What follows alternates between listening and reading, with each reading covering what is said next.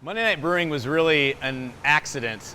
We started brewing on Monday nights when a Bible study that was a part of was looking for a way to get to know each other better. So we started brewing beer on Monday nights. The beer was a little bit of an afterthought, but after a few months, three of us decided we loved the brewing process, and we also loved the community that got built around beer.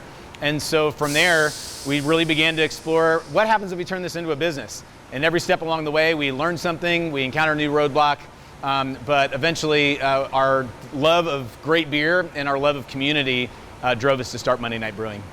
I first heard about Purpose on Tap when they told us that they were going to be meeting here. So had some connections with a few of the folks involved, and when I heard that we were going to be hosting a group of young men looking to explore more about how their faith could interact with the rest of their lives, that seemed like a perfect alignment of our purpose statement, which is to deepen relationships over some of the best beer of the country. And so grateful to have had this partnership over the last several years. You know, I was fortunate to grow up in a family and a home that had a strong belief in the Lord. So in some ways, I feel like that was part of my story from the very beginning, which I'm very grateful for.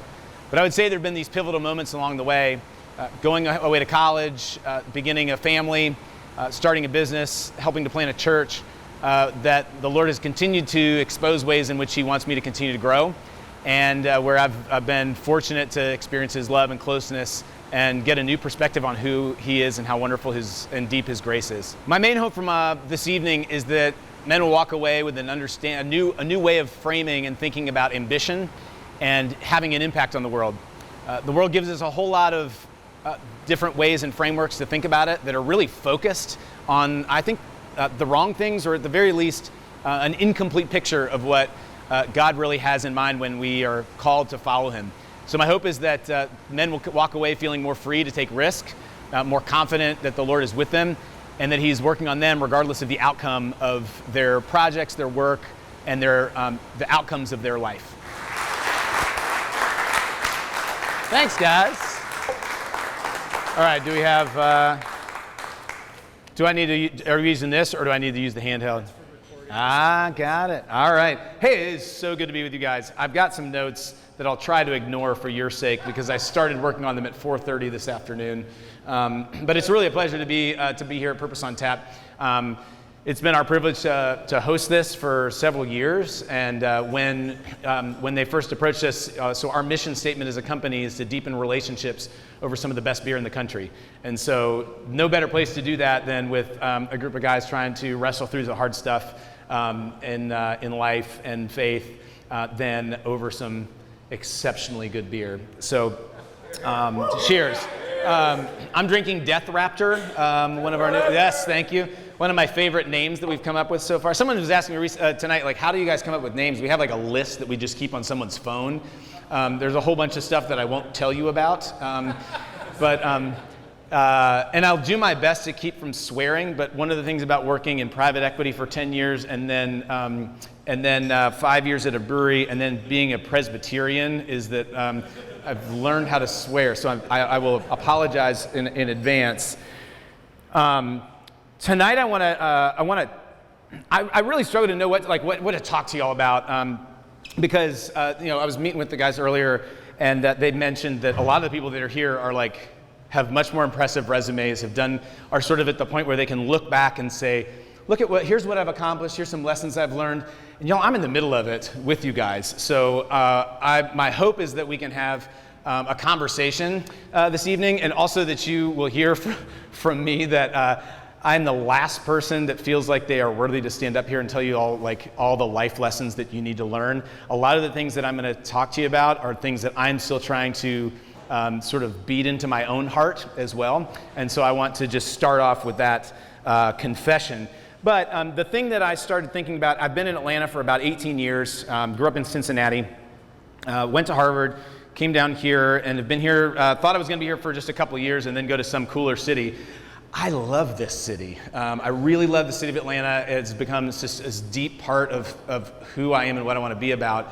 But also, I think I've realized that in Atlanta, in our culture in general, there are two things that I think is particularly as men earlier, especially in our careers and lives, that we struggle with, and that I continue to struggle with, and those are ambition how do I have as a person who's always been a type A driven person, I've struggled to understand like how does my faith interact with this idea of ambition? And 2 is impact.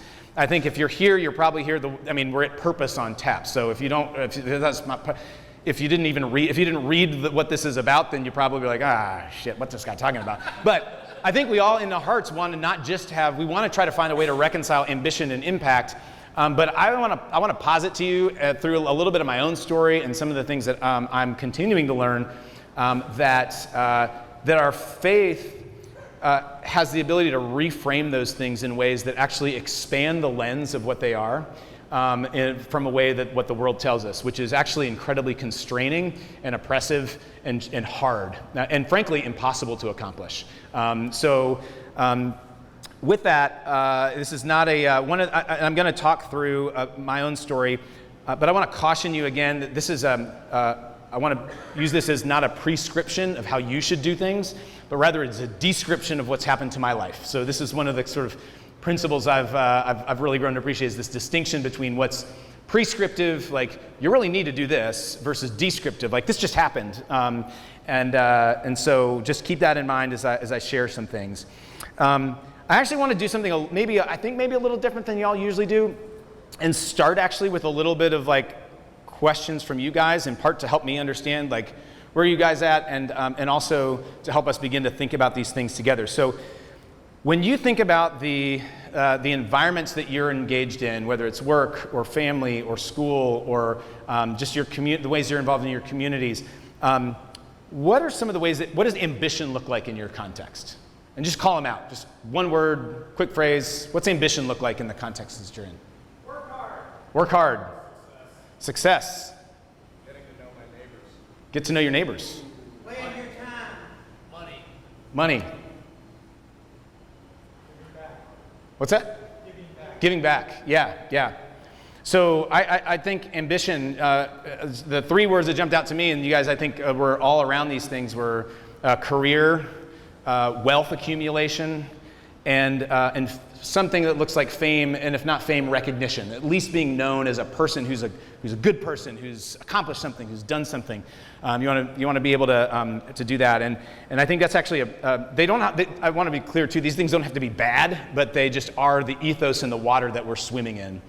So the second question I'd ask is like, what comes to your mind when you hear the phrase "making an impact"? Changing lives? Legacy, building a legacy, yeah. Nonprofits, yeah. What's that? Giving your time, yep. Service. Building relationships, yeah. Community, yep. So I would in my own experience here in Atlanta, there's a few key things to me that have jumped out, and one is certainly it's a financial generosity. So if you really want to make an impact, you got to have you got to build an endowment, at least make enough money to sort of get your name on a building somewhere, perhaps. 2 is again kind of going back to that fame thing, is recognition. You want to be known as a generous, good person, right? That's what it means to have an impact, is that people know that I'm a good person. And then 3rd is, I think, the nonprofit world is a really big one in Atlanta. And actually, my wife and I have been involved in starting a charter school that I'll talk a little bit more about. You sort of feel the pressure, especially as you get older in your career, to serve on a board or volunteer or give your time or your money. And then lastly, I think especially over the last couple of years, and I think in lots of ways this is a great thing, has been issues of social justice, being part of reforming systems and the thing is about all these things, they're all great, but they're all absolutely daunting when we step back and think about our ability to do that. Instagram and the media and sometimes even our own hearts will tell us that, like, if I don't change the world in this very specific prescriptive way, I am not making an impact. And so just to give you, so I want to just sit with that for a little bit, because we're going to come back to it. But I want to give you a quick overview of my story. I'm going to try to keep it as short as possible. So as Matthew mentioned, I'm married to my college sweetheart. We've been married for 17 and a half years. We have 4 kids. They're 12, 11, 9, and 4. My oldest is a boy. in one of the biggest sort of surprises of our life. Our son was born with Down syndrome. And so that's been a huge part of our own story, is grappling with what it means to be a parent to a child with special needs. We were not expecting that at all. And then 3 girls who are 11, 9, and 4, and they have all the energy that you're seeing from me on stage and then some. I grew up in a Christian home. I grew up with 2 parents that are still married and actually really love each other. My dad used to tell us to go do the dishes while my mom and him would make out on the couch. And he would literally tell me that. He'd be like, go do the dishes while your mom and I make out on the couch. And I was like, that is gross. But at this point in my life, I would tell you, if you're married and you have kids, do that. It's super healthy. It's super healthy to go make out on the couch while your kids do the dishes. They'll hate you now and they'll thank you later. I went to college at Harvard. I studied psychology. I had no idea what the heck I wanted to do with my life. And so when I graduated, I was trying to decide between 4 very closely related jobs. 1 was taking my band on the road. 2 was going to seminary. 3 was going to medical school. And 4 was doing something in business. And so I was a train wreck of an interview, because I'd go in and sit I had a good GPA from Harvard and a good job market. And I would go sit in these interviews, and he's like, so why do you want to be an investment banker for the rest of your life? And I'd be like, I don't know, it sounds really fun, really interesting. I love all kinds of stuff. And they're like, next. So I applied for 100 jobs, and I got 1 job offer, and that was to come work for the Home Depot's corporate office in Atlanta, Georgia. And so I came down to Atlanta, and I did a 4-year, I spent 4 years there. I spent 2 years in a rotational program, and the last 2 years I spent doing mergers and acquisitions for Home Depot. And then in 2007, I went and worked for a private equity firm here in town called Rourke Capital Group. At the time, it had about 15 people, managed about $500 million. I think now they have like 100 people and like $20 billion. They're one of the largest private equity firms in the Southeast. So I was really fortunate to spend 10 years learning from entrepreneurs and CEOs and people who had a ton of experience. I had no business being there. I don't know, it was a true act of God that I got this job. But I also worked my ass off. I worked like 80 hours a week, sometimes 60 on a light week, and sometimes 110. And it was tough, but I learned a lot over the course of that time. And around the time I left to go work at Rourke, I started brewing beer in the backyard with this Bible study that I was a part of. There were maybe 10 guys, and we didn't really know each other very well. And we realized we wanted to get to know each other better, and so what better way to just get to know each other than hang out and brew really crappy beer.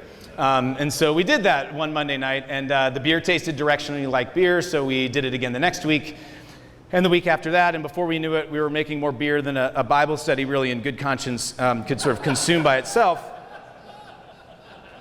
So we started inviting neighbors and coworkers and friends and started a blog. Remember when blogs were a thing? It was a thing. At the time, one of my business partners had a Joel Iverson, who probably half the people in this room know because his wife knows everyone, had an iPod. Remember iPods too, before the iPhone? So we would listen to music, and Joel grew up in Japan, and one of the only artist that we all knew was Bryan Adams. He had some weird music on his phone. But we all were like, I guess we can listen to Bryan Adams, and it was sort of like a joke. And then we're like, oh man, I kind of like this song. So every Monday night, so if you go into our restroom, if you use the restroom this evening, you'll notice a life-size cutout of Bryan Adams. It's super creepy, but there's a reason behind it. So we never started, like the reason we started brewing was not because we wanted to start a brewery. It was just a way to get to know guys better. It was a way to, and then it became a chance where we were like, oh, well, maybe we could invite some more people. So for about 4 years, I live about a mile up the road over here in Underwood Hills. Have lived there for 15 years, and we would get together in my garage, and we'd have anywhere from 25 to 50 people show up at my house, and many times it'd be total strangers. And so it was this beautiful place where, in a city like Atlanta that's so full of different kinds of people from different walks of life, where we realized that people just let their guard down when they have the beer in their hand. We call it the great equalizer. It just is a beautiful way to begin to be able to have people be themselves. And so at the same time, right around that exact same time, we actually moved to Underwood Hills over here on the west side of Atlanta to be a part of a church plant, which is still going. It's called Atlanta West Side Presbyterian. I know some of y'all go there. I lead worship there every other week. For the first 4 years, it was me with my acoustic guitar and a 12-year-old playing djembe, and it was a disaster. But it was beautiful. It was beautiful. So we've been a part. I'm an elder at Westside. Lead worship's still there every other week, and we're deeply connected and involved with that community. And I will say, more than anything else in my life, being a part of a local church community changed the way I think about my career, about my family, about my money, about my resources, about my relationships. And that's one thing we'll come back to here at the end. So in 2016, and I'm going to try to keep breezing through this, I just got the sense I was working at Rourke. I'd been there for 9 years and was making great money, and things were going really well. But I just had this nagging feeling that I don't feel like one, I want to see my kids grow up. Two, I've got this business that continues to grow, is super risky and feels insane to go leave this incredibly lucrative job. But also, our church was in this moment of change, of this inflection point of growth. We were packing out our space every Sunday. There wasn't anyone who had really administrative or executive experience. And so I sent an email to our senior pastor, who's my dear, dear friend, Walter, and I said, hey, I don't know if there's enough work for me to do it Monday night, but what if I work there 3 days a week, and then 2 days a week I help out in kind of like a part-time executive director role? And he wrote me back and he said, shit, yeah. So about 6 months later, I turned in my notice and I left, and I did that for about a year and a half. And we bought a building. We made some changes on how we run meetings and how we ran as an organization. And then very quickly it became clear that both of those organizations needed someone dedicated full-time to really help them grow to the next phase. And so I left here to come on full-time. We recruited a full-time executive director at Westside. And so I've been here full-time since around sort of middle of late 2017 or early 2018. And I serve as the CEO now. But I have two partners. We're all equal partners in the business. And so while I have the title of CEO, we meet once a week as shareholders and partners. And I saw a lot of relationships at my time at Rourke of entrepreneurs and families that relationships just were decimated by business and by work. And I've been incredibly fortunate to have relationships with my partners where we would consider each other greater friends now than we ever have. So I'm going to pivot a little bit and talk and just read y'all as we think about these things of ambition and impact from Thessalonians. Thessalonians 4, verses 9 through 12. Stay with me here for a second. Now concerning brotherly love, you have no need for anyone to write to you, for you yourselves have been taught by God to love one another. For that indeed is what you are doing to all the brothers throughout Macedonia. But we urge you, brothers, to do this more and more, and to aspire to live quietly, and to mind your own affairs, and to work with your hands as we instructed you, so that you may walk properly before outsiders and be dependent on no one.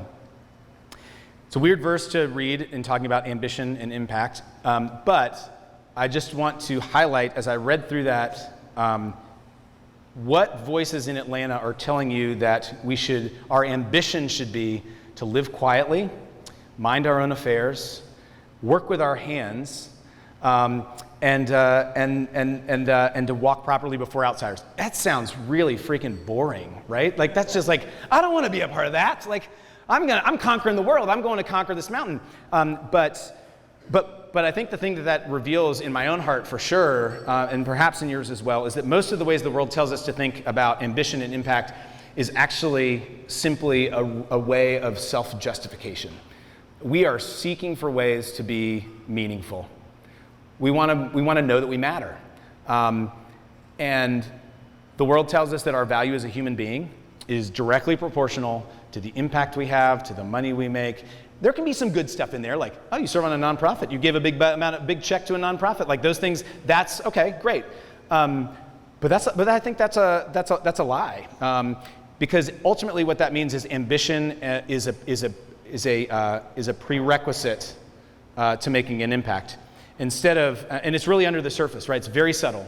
We hear it all the time in ways that sound really good. And I would just encourage you, as you hear voices that tell you about what it means to have an impact, of what it means to be successful, to ask the question, What's behind that? What's the assumption that's behind that tells me what does the good life look like? What does it mean to be a valuable human being? Because it is very, very nefarious. And I think the other thing is premised on the idea that we are starting with a moral deficit. We're not good people, but we can be. There's a moral deficit that we can climb out of, right? But there's a place where if we work hard enough, if we make enough money, if we're nice people enough, if we're connected to the right people enough, if we're mentor the right people, then we can climb out of that deficit. And I will just say that is an exhausting way to live. And it will burn you out, and it will crush your spirit. And I have been through those seasons myself. But rather, the gospel tells us that as followers of Jesus, we actually start with the perfect righteousness of Jesus. One of my favorite example or metaphors for this is the metaphor of someone who's in debt, who goes into the bank and owes the bank $1 million. The world would kind of tell us, like, great. They want to understand what it means to have faith and to be forgiven, and forgiveness as like, great, we're going to erase the $1 million debt, and how do you walk out of that bank? Totally broke, right? You have not a dollar to your name.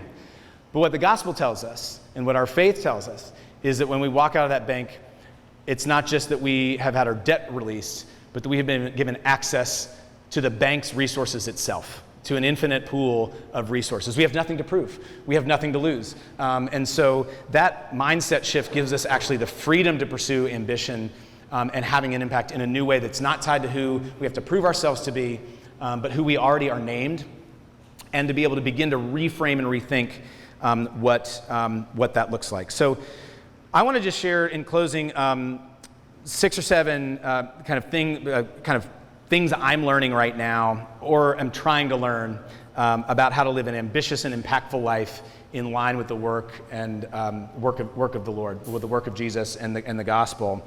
So these are some basic principles, and again, this is just like to go over the top. Y'all, I am working through this stuff, so let's do it together. One is, this principle is that we are all worshipers. Whether we like it or not, we are driven by a love of something. It could be the affirmation of our family. It could be the desire to have recognition. It could be security or comfort or pleasure. But we are going to be driven by something. And if you haven't read or watched on YouTube, one of my favorites, he was not a Christian, but he came just about as close as you can possibly be, is David Foster Wallace, who was a great American novelist who gave this incredible college speech at Kenyon College called "This Is Water."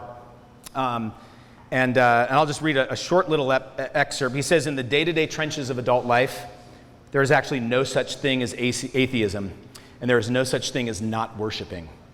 Everybody worships. The only choice we get is what to worship.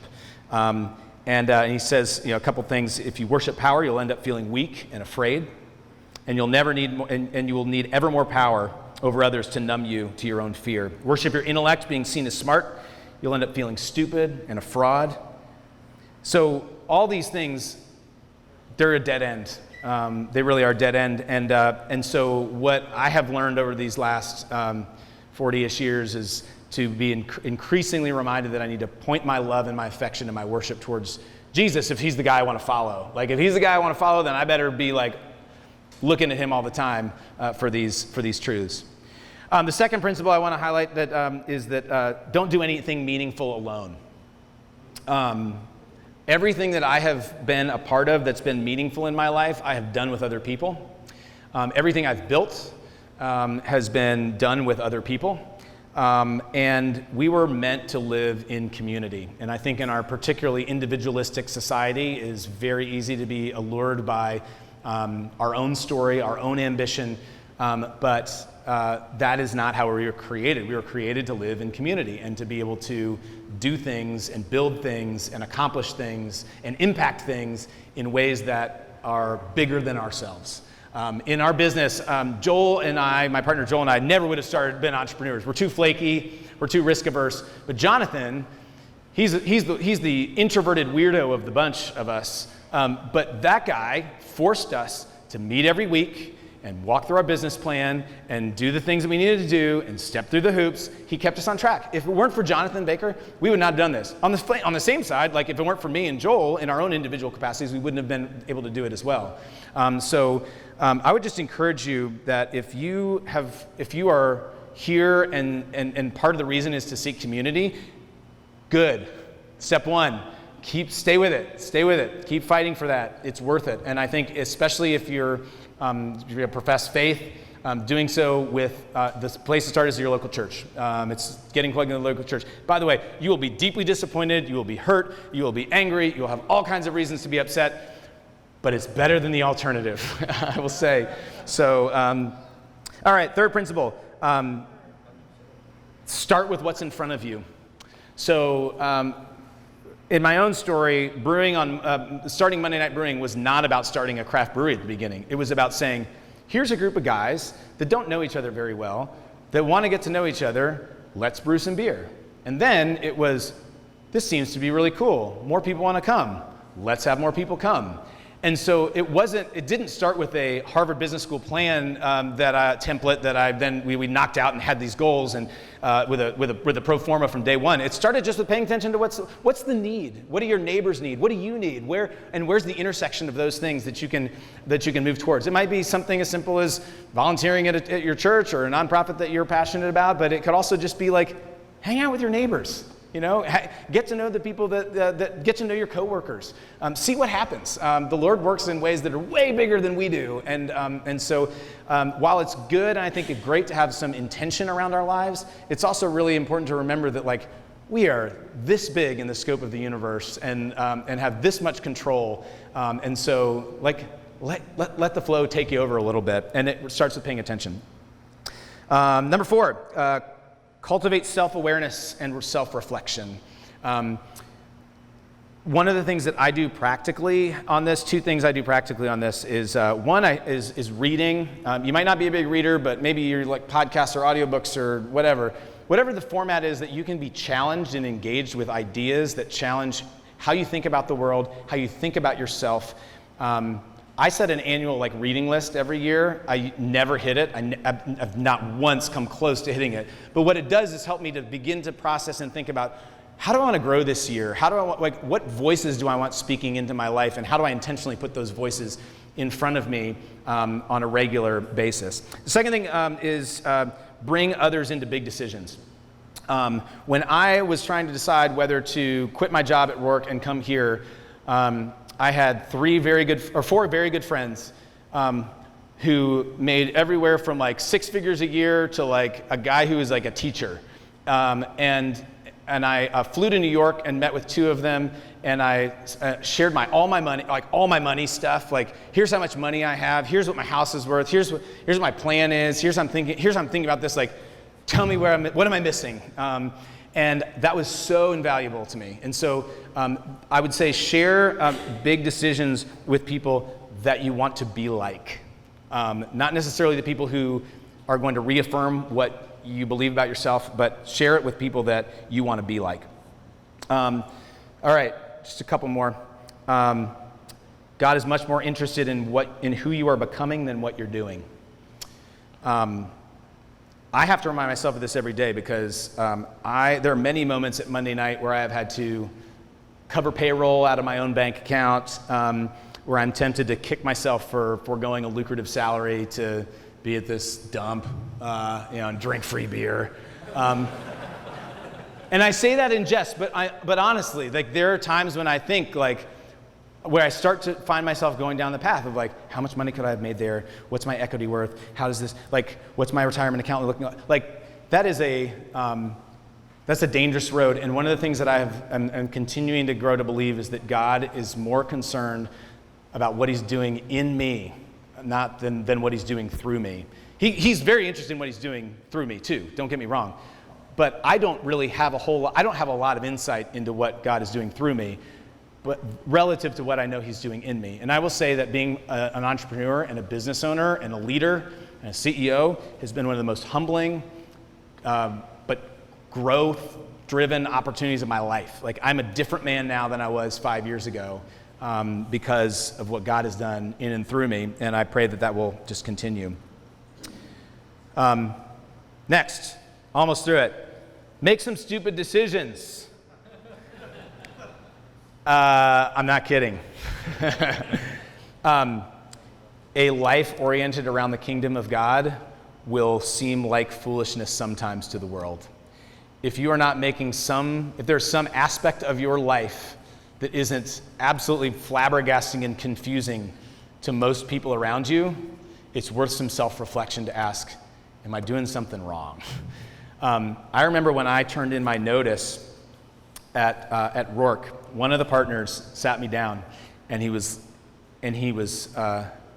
like, Jeff, I know that, you're a family man, and I know this is an intense lifestyle, and, not all of us are up for it.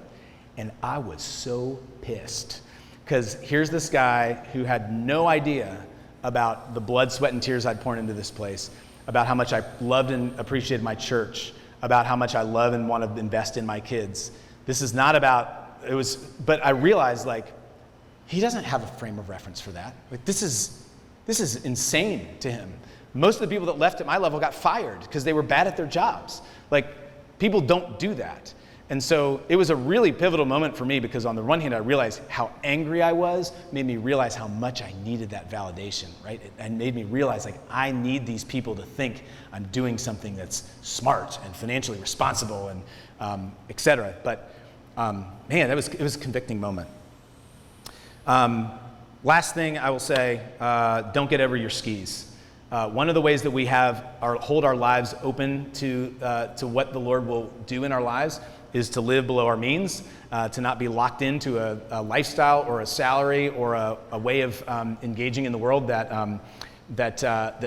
will require us to continue to be on an upward mobile trajectory that the world wants to lock us into. And so one of the best habits we started was saving early and saving often. And that gave me, frankly, the flexibility. I'm still burning cash, y'all, right now. I'm not making any money. But I did that because I was able to have the foresight to say, I don't want to do this for the rest of my life. So I'm just going to live below my means. We're going to, I drove an old car that was 10 years older than the analysts that were 10 years younger than me, who drove the least BMWs. My 2009 Highlander was a serious source of pride and arrogance for me, I must confess. So I guess in closing, and then I'd love to just have some conversation. The gospel gives us an incredible amount of freedom and a new ability to just pursue what matters with vigor and passion, and also a newfound freedom to fail, because our future is already secure. So I just encourage you to reframe your ambition, not just for yourself, but also for your neighbor and for the kingdom of God, and to reframe impact with a recognition that God wants you to have an impact in the lives around you and the world, the ways that other people are doing, but he also really wants to have an impact on you. He wants to know you. He wants you to know and experience his grace and love more. He wants you to be deeply involved with a community that's going to remind you how valuable and lovely you are. And so that gives us a new starting point for what impact looks like. So with that, I'll pause, and I'm sorry for taking way longer than I intended to, but I would love to hear y'all's thoughts, questions, and perspectives on any of this stuff. So thank you.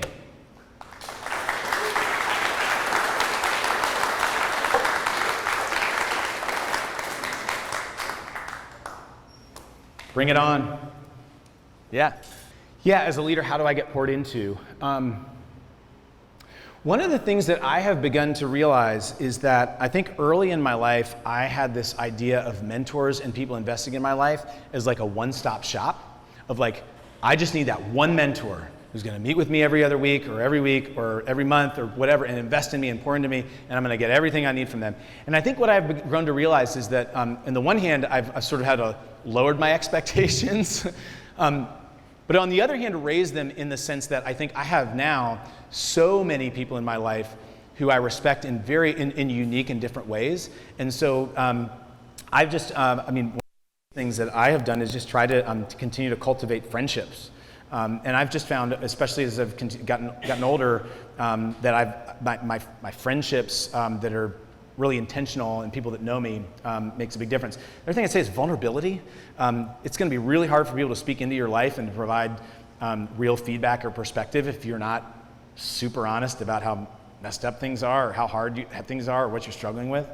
And then the last thing I'd say for me personally is I've gotten a little bit older. I only have gray hairs on my neck, but as I've gotten the chance now to begin to mentor and disciple more younger guys, I will say that's been really life-giving to me because it allows me to look back and in mentoring and discipling other people, they have a unique perspective that I'm learning and growing from, and it helps me to remember and look back on what God has done and is doing in my life to reaffirm those things. So, yeah. Whew. How do you select the people you follow, who you work with, and who you add to over the course of your Christian life? I'm not ready to write that book yet. But I will say, I think the in terms of the people I follow, I want to follow people that I want to be like one day. And so Walter is our senior pastor. My dear friend is a person who, from the moment he began preaching, and as I got to know him more and more, he became someone like, man, I want to be with that guy, and I want to be like that guy. So that's sort of the starting point. I think the other thing is, I think as human beings, we're always drawn to people who have a genuine interest in us. And so that might not be a perfect lens, but man, it is really powerful in terms of following or being, especially if someone's in a leadership position where they have more direct influence over your life, that actually care about who you are and how you're growing. And it might not be across the board or perfect. It's never going to be. But that's been a part of it. Who I work with, I think it's really hard to know who the people you want to partner with on something like a business or a church are until things go poorly. So I think actually conflict is probably the best gauge for who do you want to be with, right? How are you able to come out the other side, and was it just a brawl free-for-all, or did you all come out with more respect for each other, more appreciation for each other, and more humility about your own point of view? That has certainly been the case for Joel and Jonathan and I, and very much so in my marriage. I love my wife so much; she's amazing. And then who you add to your team? Oh man, I could tell you, I could sit here and talk for an hour about all the mistakes we've made hiring people, and then all the incredible people that we've brought on board, mostly by accident. But I think, especially if you're part of an organization or a shared vision, is recognizing that just because someone is good-hearted or believes the same things that you do, even maybe. If you're part of an organization that's aligned around or even just a movement that's aligned around a vision, you have to be in lockstep on the vision, regardless of how much you like the person or how much integrity they have. You have to bring people that are really I'm in on this, and that's not the case in generally our relationships at large, because I think that would be a little oppressive and kind of harsh. But for us, that's been a big part of it. Thanks for the question. Yeah. Yeah, do I wrestle with the I'm supposed to be doing this at 30 and this at 35 and this at 40? Yes, 100%. And I think that's actually part of what this whole idea of ambition and the way that our sort of culture feeds this, this is the path, this is what you do. And actually, you know who did this better than me is my wife. My wife went to Harvard as well, came down to Atlanta with no job, worked for governor at the time, Sonny Perdue, as a part-time admin, ended up getting hired on 6 months later as a full-time policy advisor, and when she was 26 or 27 was his senior policy director for the governor of Georgia, and then went to law school at Emory, got a job at one of the best firms in town, and after about 2 years she said, she was on track. She was had the partner track. The partners were starting to have conversations with her about hey, when you make partner, you can take over my book of business. And she said, I don't want to be a partner at a big law firm. It's nothing wrong with it. I just realized if I stay here for too long, I'm going to convince myself I want to do this. And she quit. She quit. And one of the things I thought I so appreciative about, she walked into her boss's office, or the director of the practice, and told him she was resigning. And he said, if you're an associate straight out of law school, in 5 years younger, I would have tried to convince you to stay, but I respect you too much to do that. And I had, like, my wife is my hero in the context of being able to step back and say, like, everything around me is telling me this is the path. And to be honest, she's not fully, like, it continues to be a struggle. It continues to be a question.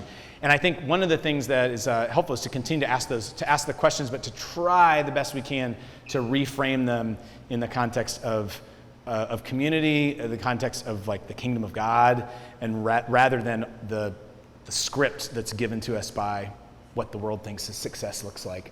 But I would appreciate if you have any tips, let me know. I'll give you my email. Yeah. Yes. So in the context of, it talked about living within your means from a financial perspective. What does it look like to live within your means from a time perspective? Great question. Another one where I'm like, I can tell you a couple things that I'm thinking about.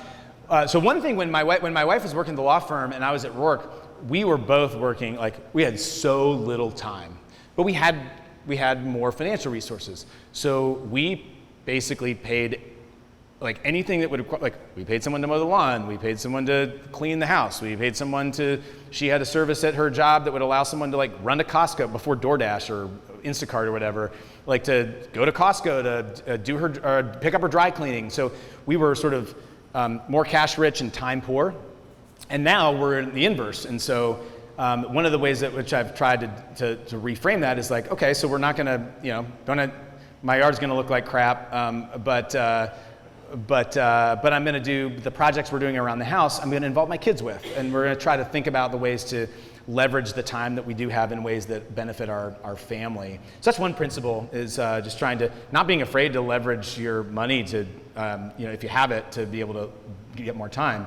And on the other hand, when you have time, don't sit around on your ass and be lazy. Like if you can, don't pay somebody to clean your house if you can clean your house because you live in a 1-bedroom apartment, right? And instead you want to play Xbox for another hour every night. Like there's some basic stuff. It's like, or like, think about whether you should lease a car versus buy a car. Like, I think if you have the time to actually do some research and really ask those questions, there's so many resources available to help think about that. And then the last thing I'd say, find people who think like you do, and find people who you can be transparent with. We want to talk less about money in our culture than we do about sex. We'd much rather be transparent and open about sex and sexual problems and issues and pornography and everything than we do about money. Like, no one's going to be like, hey, so let's just go around the room and say, like, how much money we make. Or like, hey, like, what's your net worth right now? Like, what? Like, why? If we are truly believe that we can that our resources are not ours but the Lord's, like, let's be honest about it, because we might need some accountability on it, or we might need some encouragement on it. And so I would also just encourage you guys, as you're able, and again, there are ways in which, in the same way, sharing about, sexual, temptation or sin or experiences can be really discouraging and, like, not helpful to people. In the same way, sharing, like, too much about your money can be discouraging to people as well. So be thoughtful and careful about that. But that's been a hugely helpful thing for me, is having those handful of friends I can really be transparent with. Yeah, good question. Like, when that ambition and desire for impact dwindles, what keeps you going? So it's a great question. It happens all the time. For me at Monday night, I'd say one of the things that really keeps me going is people, is recognizing that we have staff. One of the things I love, my office is right over here, and I get to see the cars drive up to park in the parking lot. And almost not a day goes by when I don't see a car drive up and I think, like, that person can afford their car and their apartment and their groceries because they work at Monday night. And so emotion is a helpful sort of kick in the pants, but it's not sustainable. And so I think you have to begin to sort of remind yourself of like, this matters and here's why. And I do Peloton. I love Peloton. Oh man, it's so good. My muscles were burning so bad today, but the guy was like, this is where it matters. This is where you get the payback. And I think there's some applicability to that too, of like in the hardest moments, reminding yourself, just talking to yourself about what matters is super important. The other thing I would say is, so on the for me is worship. I think part of that reason I say that is because I'm a musician and I lead worship at my church and I love music. One of the things music does is just stir my soul up to remember what I think and know is important. And there's so many Sundays I show up to lead, hundreds of people in worship, and I feel like, what the hell am I doing here? Like, I'm not feeling it right now. But I leave being so refreshed and encouraged. And I think that's, if there's one rhythm as believers that I think we are encouraged repeatedly to do, is to worship and be with the people of God, to give our attention to Him. And it just helps to reframe our suffering and to remember that suffering is not a necessary evil in some ways of the Christian life, but it's something that's promised to us. But it's not easy. So I hope that makes you feel like, oh, cool, got this. Great. Yeah. The biggest lesson I have learned at work and was able to bring home, or vice versa.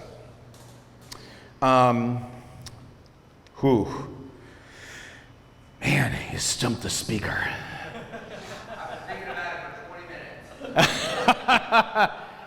Congratulations, good sir. I yield my weapon.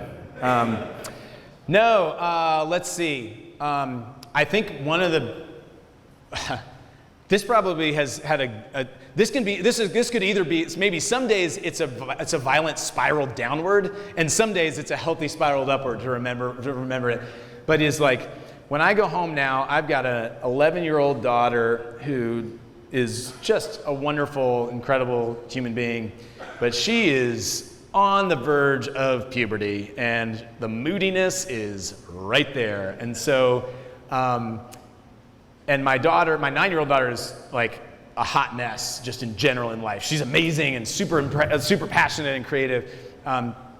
But I think one thing that's been so helpful with my kids and at work is to remember that every person is walking into every scenario they go into coming out of something else, or in an emotional space or in a head space. And so when I ask my daughter, like, how was your day at school? And she's like, fine.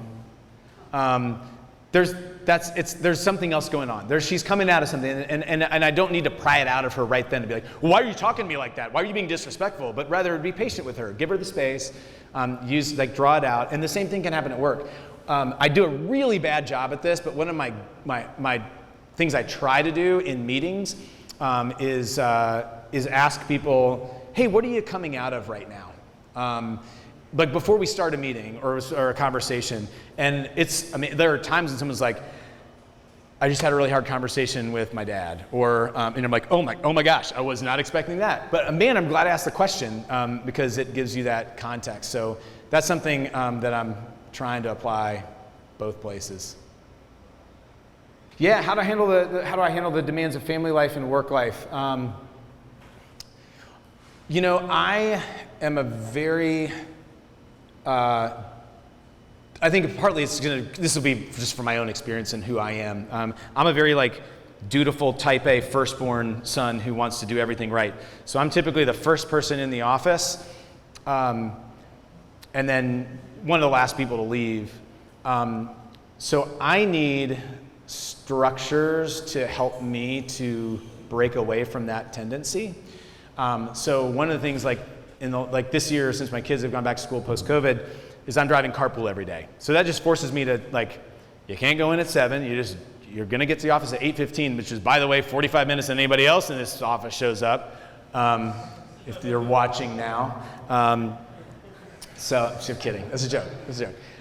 No, we have a really hard work, and then the other thing is recognizing I don't have to prove myself via face. And I worked in an environment where I was glued to my phone.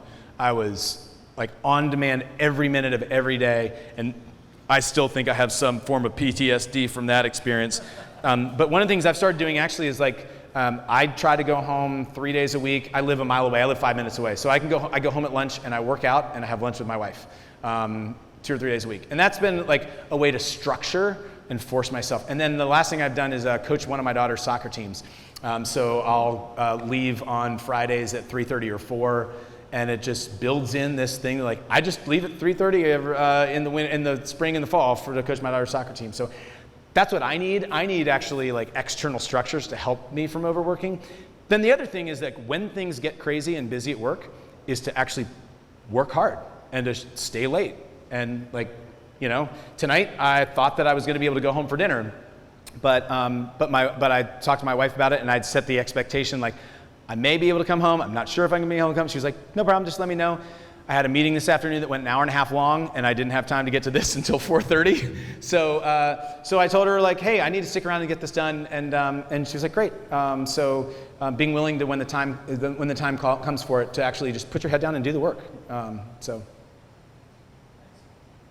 Any other last things? I know we're a little past 9, but this has been so fun, you guys, and I am so grateful to have the chance to talk to you guys about this. And I would love to, if you find yourself at the brewery, please like poke your head in the office, let me know, ask if Jeff's around. I'll forget who you are, even if you introduce yourself, because I already have, I think, my dad's dementia genes, who doesn't have dementia yet. He's just a very forgetful man. But it's been a privilege. I just can't thank you enough for letting me share this stuff and for the chance to have a conversation. So thank you.